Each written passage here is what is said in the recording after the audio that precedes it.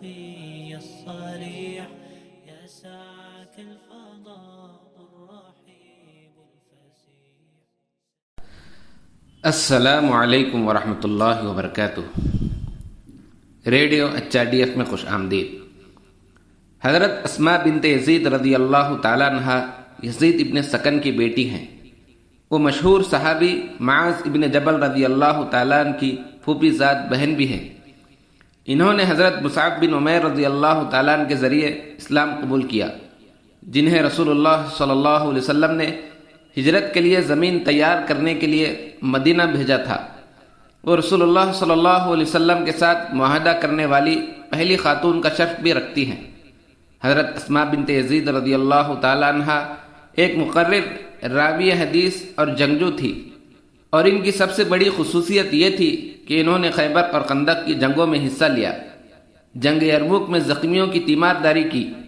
اس جنگ میں رومی سپاہی اسامہ کی تلوار کی زد میں آ گئی.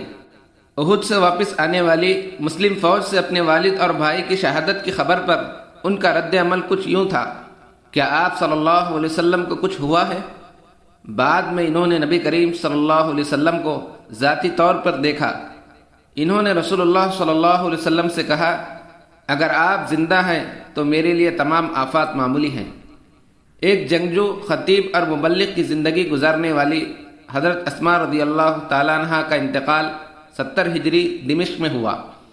حضرت اسماء رضی اللہ تعالیٰ عنہ سے روایت کی گئی تقریباً 81 احادیث ابو داؤد، نسائی، ابن ماجہ اور دیگر نے نقل کی ہے. آج بہت سے لوگ ایسے ہیں جو اسلام میں عورت کی آزادی کے بارے میں جھوٹے دلائل دیتے ہیں اور ایسے دعوے سن کر اپنے بل میں چھپ جاتے ہیں. بہت سے ایسے ہیں جو انہیں اپنے حقوق کی لڑائی اور اظہار خیال کے مناظر سے بھی دور رکھنے کی کوشش کرتے ہیں. ان سب کے لیے اچھا ہے کہ اسماء بنت یزید رضی اللہ تعالیٰ عنہ کی زندگی کی تاریخ پر ایک نظر ڈالیں.